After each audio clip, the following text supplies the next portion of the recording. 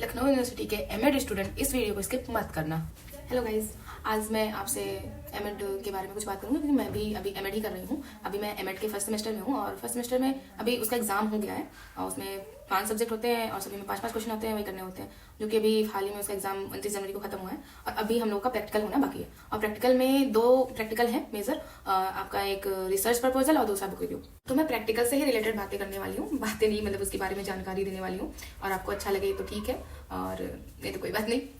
जैसे अभी क्या है कि बुक रिव्यू है, रिसर्च प्रपोजल है, इन सब में जितने भी काम करने हैं सब एजुकेशन से रिलेटेड ही करना है क्योंकि हम लोग एमएड कर रहे हैं। तो एमएड में यही होगा मास्टर ऑफ एजुकेशन, तो एजुकेशन से ही रिलेटेड सारे काम करने हैं। जैसे बुक रिव्यू में एजुकेशन से रिलेटेड कोई बुक, जैसे महात्मा गांधी ने एजुकेशन के क्षेत्र में क्या किया या फिर वैसे साहित्य जैसी कोई बुक को ही चूज करना है। और प्रपोजल में भी हमको जो भी एरिया डिसाइड करना है वो एजुकेशन से रिलेटेड होना चाहिए, जैसे कि समावेशी शिक्षा और आपका हो गया आईसीटी हो गया, ऐसे ऐसे चीजें जो शिक्षा में अभी इस टाइम और पहले के भी जो भी आपके जैसे महात्मा गांधी के जो भी रूल थे, जो भी उन्होंने बोला, जैसे उन्होंने स्वयं कार्य करने की बात की है, अपना बिजनेस करने एंटरप्रेन्योर की बात की है, ये सब बातें उन्होंने बहुत पहले कर दी थी, लेकिन अब वो चीजें हो रही हैं। अब हो रही मतलब उनका उस टाइम का कहा हुआ अभी भी काम में आ रहा है। तो उस हिसाब से हमको ऐसा एरिया डिसाइड करना है अपना कि हम लोग उसमें काम कर सकें, मेरा इंटरेस्ट होगा तो ही हम उसको आगे बढ़ा सकेंगे। वैसे तो जो इंडस्ट्री अपना फॉर्मेट देती है, लाइक कहीं पे कुछ कोई चीज पहले, कोई चीज बाद में, कोई स्टेप पहले करना है, कोई स्टेप बाद में करना है, कोई स्टेप छोड़ देना है।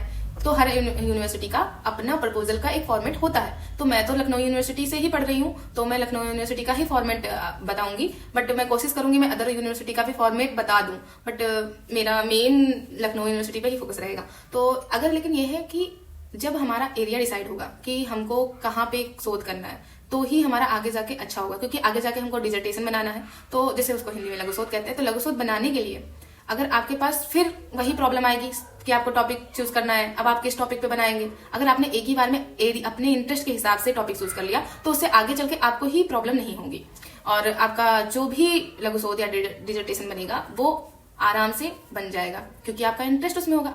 हम लोग प्रपोजल कैसे बनाएं, इसके लिए हमारे कॉलेज में एक आयोजन किया गया था जिसमें लखनऊ यूनिवर्सिटी की प्रोफेसर आई थी और हम लोगों को बताया था कि कैसे हमको स्टेप बाय स्टेप अपने प्रपोजल को तैयार करना है, किस क्या क्या चीजें करनी है। एरिया तक उन्होंने बताया था कि बेटा ये एरिया है, आप इसमें भी कार्य कर सकते हैं। जैसे एनईपी का बताया था, आईसीटी का बताया था, समावेशी शिक्षा का बताया था, गांधी जी के कई चीजें बताई थी उन्होंने।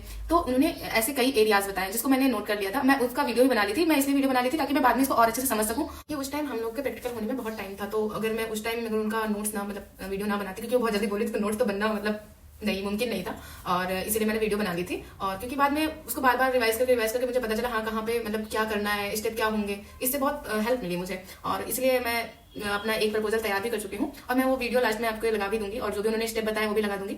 और आज मैं आपको प्रपोजल का सारा स्टेप बता दूंगी और इंग्लिश में हिंदी में दोनों में मैं दे दूंगी। अगर आपको जो है प्रपोजल चाहिए होगा, लाइक प्रपोजल बनाए कैसे, उसके अंदर क्या लिखना है, एक फॉर्मेट, एक एग्जाम्पल टाइप में एक प्रपोजल का पूरा फाइल चाहिए तो मैं वो आपको प्रोवाइड करा दूंगी। और ये रहे जो है, इस कॉपी में मैंने सारे स्टेप्स लिख दिए हैं, स्टेप बाय स्टेप कैसे करना है सारी चीजें लिख दी हैं और मैं साथ में फ्लो चार्ट भी लगा दूंगी जिससे आपको मेरी अगर राइटिंग नहीं समझ में आएगी आपको या फिर कुछ भी समझ नहीं आया, वीडियो क्वालिटी नहीं समझ में आएगी तो आपको फ्लो चार्ट से समझ में आ जाएगा कि कैसे करना है। बट फ्लो चार्ट में ऐसा है ना कि वो मतलब नॉर्मल सा एक फॉर्मेट जैसा होता है वैसा ही। लखनऊ यूनिवर्सिटी का मेन फॉर्मेट कैसा होता है वो फ्लो चार्ट में नहीं है क्योंकि वो कंप्यूटराइज है तो इसलिए उसमें नहीं है, लेकिन ये जो है जैसे लखनऊ यूनिवर्सिटी का होता है वैसा ही है। अगर आप बोलेंगे तो नहीं तो मैं खुद ही 1-2 दिन में इसका पूरा फॉर्मेट फाइल लाइक जैसे बनता है, उसके अंदर कितना लिखना है, कैसे लिखना है, हाइपोथेसिस कैसे लिखने हैं, शोध प्रश्न कैसे लिखने हैं, सारी चीजें मैं उसमें मतलब बता दूंगी। एक एग्जाम्पल टाइप का फाइल मैं प्रोवाइड करा दूंगी।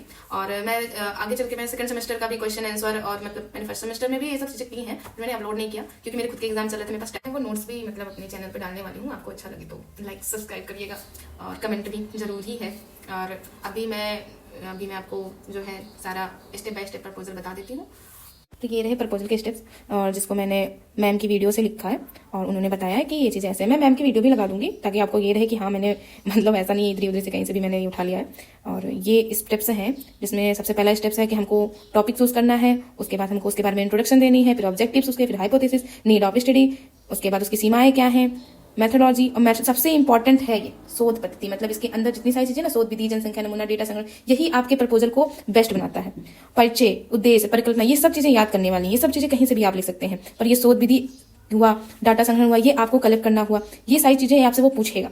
और सबसे बड़ी बात है सो विधि जैसे जो भी आप उसमें नमूना लगा रहे हैं या जो भी आपने टूल यूज किया वो पहले से बना हुआ हो। आपका खुद का बना हुआ टूल उतना परफेक्ट नहीं रहेगा, क्योंकि वो पूछेगा कि कैसे आप ये मान सकते हैं कि आपका टूल परफेक्ट है। और किसी का बना हुआ पहले से ही जो होता है, अगर आप उसको लेके चलेंगे तो उनको मतलब क्वेश्चन पूछने से आप रुक रहे हैं।